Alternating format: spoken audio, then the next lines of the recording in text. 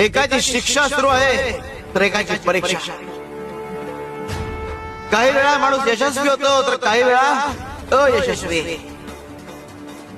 माणूस जेव्हा यशस्वी होतो तेव्हा त्याला त्या कष्टाचं फळ मिळतं आणि तो जेव्हा हारतो तेव्हा त्याला शिक्षा मिळते.